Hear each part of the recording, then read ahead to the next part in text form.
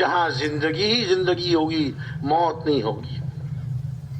تو میرے بھائیو، دوستو، بزرگوں، دنیا کی اس مختصر سی زندگی کو اپنی خواہشات پر نہیں گزارنا، ناجائز خواہشات کو اپنی زندگی میں نہیں لانا، ناجائز خواہشات کے قریب بھی نہیں جانا، اور اللہ رب العزت کے احکامات اور جناب رسول اکرم صلی اللہ علیہ وسلم کے طریقوں پر اپنی زندگی کو لانا ہے۔ ہر مسلمان کو اپنا بھائی یقین کر کے اس کے ساتھ ہمدردی، خیر خواہی اور دل میں اللہ کے لیے اس کی محبت لے کر اس کو نصیحت کرنا، اس کو ترغیب دینا اور اس کو اللہ کے راستے میں نکلنے کے لیے تیار کرنا۔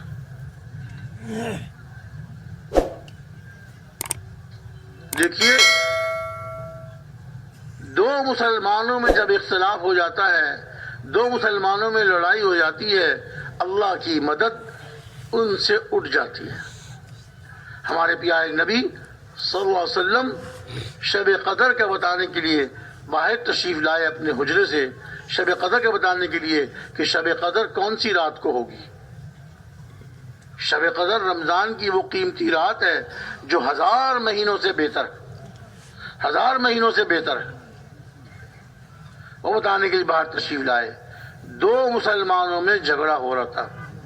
اب اندازہ فرمائیے، حضور کے زمانے کے مسلمان تو صحابی تھے، دو مسلمانوں میں جھگڑا، اور ان کا جھگڑا بھی کوئی ایسا تھوڑی ہوگا جو ہماری طرح گالم گلوچ، گریبان کھینچنا، مکے مارنا، کسی بات میں تھوڑا بہت اختلاف ہو گیا ہوگا، معمولی کوئی جھگڑا ہو گیا ہوگا۔ ارشاد فرمایا کہ میں شب قدر کا بتانے کے لیے باہر آیا تھا، لیکن دو مسلمانوں میں جھگڑا ہو رہا تھا، اس کی وجہ سے اللہ تعالیٰ نے شب قدر کی تعیین اٹھا لی۔ اب شب قدر کو آخری عشرے کی 21ویں، 23ویں، 25ویں، 27ویں اور 29ویں، ان 5 راتوں میں تلاش کرو۔ پہلے ایک مقرر رات بتانے کے لیے آئے تھے کہ رمضان شریف کی فلانی رات کو شب قدر ہوا کرے گی، اور شب قدر 1000 مہینوں سے بہتر، اس میں جو عبادت کریں گے 1000 مہینوں سے زیادہ افضل ہوگی، اس میں جو دعائیں مانگیں گے 1000 مہینے سے زیادہ افضل ہوں گی دعائیں، لیکن اس کی تعیین اٹھا لی گئی۔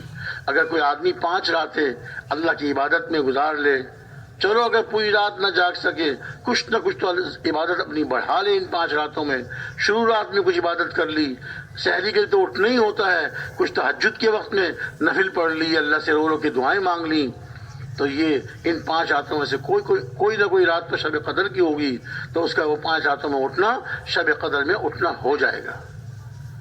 اس کا نماز پڑھنا، اس کا اللہ کا ذکر کرنا، قرآن پاک کی تلاوت کرنا، دعائیں مانگنا، ان 5 راتوں میں اٹھنے والے کا شب قدر میں اٹھنا اس کو نصیب ہو ہی جائے گا۔ تو میرے بھائیو، دوستو، بزرگوں، ہم نے ایک دوسرے کے ساتھ اخلاق سے پیش آنا ہے۔ فرمایا اگر کسی محلے میں، کسی علاقے میں ان کی برے اعمال کی وجہ سے اللہ تعالیٰ عذاب کا فیصلہ فرمائیں، لیکن ان میں کچھ لوگ ایسے ہوں جو آپس میں اللہ کے لیے ایک دوسرے سے محبت کرنے والے ہوں، ایک بات۔ دوسری بات یہ کہ مسجدوں کو اعمال سے آباد کرنے والے ہوں۔ پہلی بات کیا؟ مسلمان آپس میں ایک دوسرے سے اللہ کے لیے محبت کرنے والے ہوں۔ کچھ لوگ ایسے ہیں اس محلے میں، اور وہ مسجدوں کو اعمال سے آباد کرنے والے ہیں، اور آخری رات میں اٹھ کر اللہ کے سامنے استغفار کرنے والے ہوں۔ یہ 3 عمل کرنے والے کچھ لوگ اس میں ہوں گے، تو اللہ رب العزت اس علاقے سے، اس محلے سے جہاں کے رہنے والوں کے برے اعمال کی وجہ سے اللہ کے عذاب کا فیصلہ ہو جاتا ہے، اللہ تعالیٰ ان سے، ان چند لوگوں کے ان 3 اعمال کرنے کی وجہ سے اللہ تعالیٰ اپنے عذاب کو اٹھا لیتے ہیں۔ مسلمانوں کا آپس میں محبت کرنا اور ایک دوسرے کا اکرام کرنا یہ انتہائی ضروری ہے۔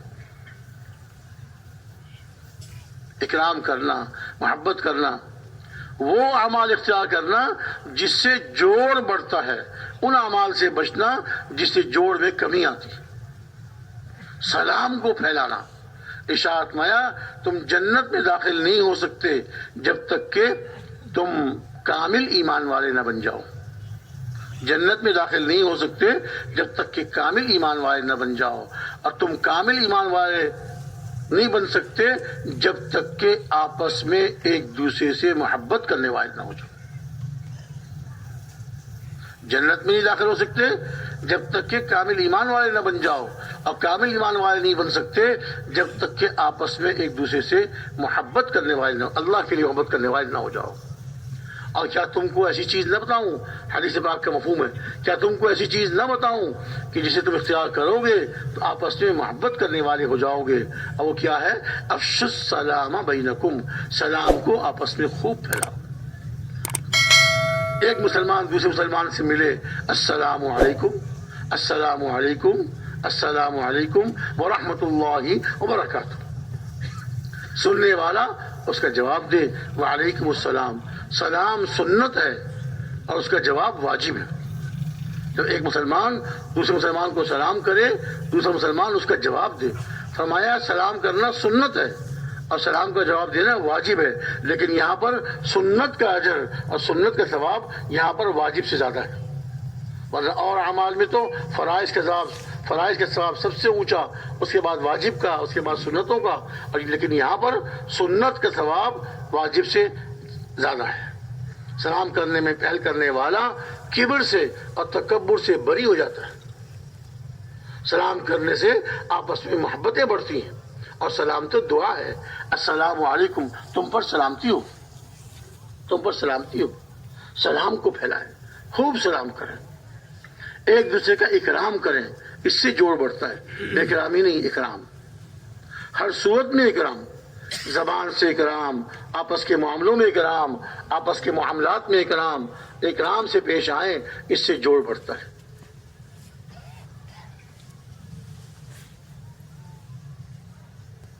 اور میرے بھائیوں، ہر مسلمان کے ساتھ اکرام سے پیش آنا ہے اللہ کی رضا کے لیے، بے اکرامی سے بچنا ہے. نام بھی لے اپنے مسلمان بھائی کا تو بھائی کہہ کر ادب کے ساتھ.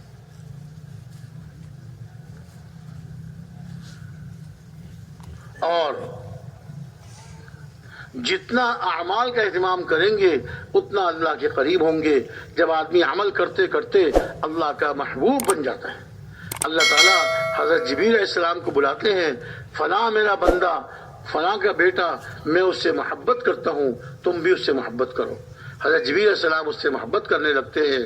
پھر حضرت جبریل علیہ السلام کو حکم ہوتا ہے 7ویں آسمان کے فرشتوں میں اعلان کر دو کہ اللہ رب العزت اپنے فلاں بندے سے جو فلاں کا بیٹا ہے محبت کرتے ہیں، تم بھی اس سے محبت کرو.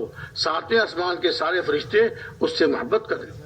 پھر 6ٹھے آسمان میں، پھر 5ویں آسمان میں، 7ویں آسمانوں میں حضرت جبریل علیہ السلام اللہ کے حکم سے اعلان کرتے ہیں.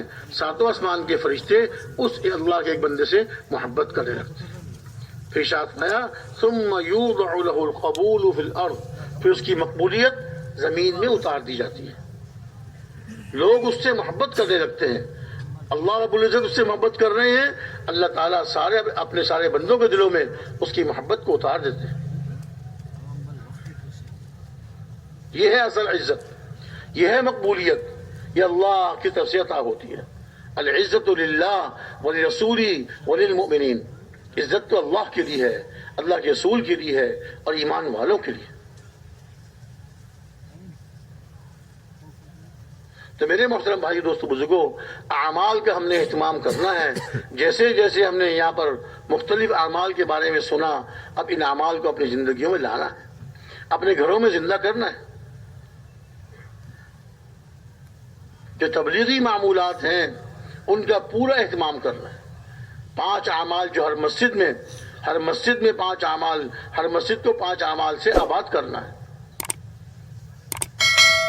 ہر مسلمان روزانہ اپنا وقت فارغ کر کے کم سے کم 2.5 گھنٹے فارغ کر کے اپنے مسجد میں وقت دیں، مسجد کی آبادی کے لیے، مسلمانوں پر محنت کرنے کے لیے. پھر اس 2.5 گھنٹے میں کم سے کم ہے یہ اللہ تعالیٰ جس کو توفیق دے دے اس سے زیادہ دے دیں. 2 ساتھیوں کی جوڑی بنا کر مشورے سے اپنے محلے کے مسلمانوں پر محنت کریں، ان کو دین کی ترغیب دے کر دین پر لانے کی کوشش کریں. اور اسی طرح روزانہ کی تعلیم ہو، فضائل اعمال کی تعلیم روزانہ مسجد میں ایک نماز کے بعد مقرر کر کے روزانہ تعلیم ہو. اسی طرح گھروں میں بھی تعلیم ہو. گھروں میں تعلیم ہوگی، گھروں میں اعمال ہوں گے، گھروں میں تعلیم ہوگی، گھروں میں اعمال ہوں گے. وہ گھر آسمان والوں کے لیے ایسے چمکتے ہیں جیسے زمین والوں کے لیے آسمان کی ستارے. اور گھروں میں ہمارے اپنی مستورات کا ہم وقت لگوائیں، اس میں ہم شرمائیں نہیں. اللہ کے راستے میں لے کے نکلنا یہ تو بہت ضروری ہے. جیسے ہم مرد اللہ کے راستے میں نکلیں، ہمارے دلوں میں اعمال کا شوق پیدا ہوتا ہے، آخرت کی فکر پیدا ہوتی ہے، ایسے ہی اپنی مستورات کو لے کے ہم اللہ کے راستے میں جائیں گے. ہماری مستورات کے دلوں میں اعمال کا شوق پیدا ہوگا، آخرت کی فکر پیدا ہوگی، دین کے مٹنے کا غم ہوگا، ایک ایک سنت کو اپنی زندگی میں لانے کی فکر ہوگی، اور دعوت دینے کا جذبہ بنے گا. ہماری مستورات اب گھر میں اعمال کی فضا، دعوت دینے کی فضا، اللہ کے ذکر کرنے کی فضا، قرآن پاک کی تلاوت کی فضا، ہمارے بچوں کی تربیت اس کے مطابق ہو. گھر کا جیسا ماحول ہوتا ہے بچے ویسے بنتے ہیں.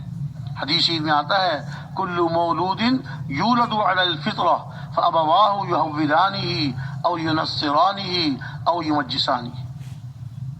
ہر پیدا ہونے والا بچہ اسلامی فطرت پر پیدا ہوتا ہے.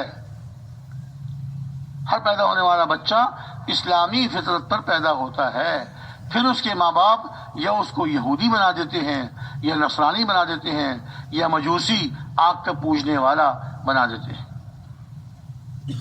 ہمارے حضرات علماء فرماتے ہیں، حدیث پاک سے یہ بات مفہوم ہوتی ہے، یہ بات سمجھ میں آتی ہے، گھر کا جیسا ماحول ہوگا بچے ویسے بنیں گے. اگر گھر کا ماحول یہودیت والا ہوگا، اللہ حفاظ فرمائے، اور گھر کا ماحول اگر نصرانیت والا ہوگا تو بچے کیسے بنیں گے ہم سب کو. اور گھر کا ماحول سنت والا، سنتوں والا، اعمال والا، تو ہمارے بچے سنتوں کا اہتمام کرنے والے. اور بچپن میں جو چیز جس کی عادت پڑ جاتی ہے، بچپن تک وہ عادت ختم نہیں ہوتی. بچپن میں جو عادت پڑ جاتی ہے وہ بچپن تک، بڑی عمر ہونے تک وہ عادت ختم نہیں ہوتی. اپنے گھروں میں اعمال کا اہتمام، تو روزانہ مسجد میں 2.5 گھنٹے دینا کم سے کم، اور روزانہ مسجد میں تعلیم کرنا، روزانہ مشورہ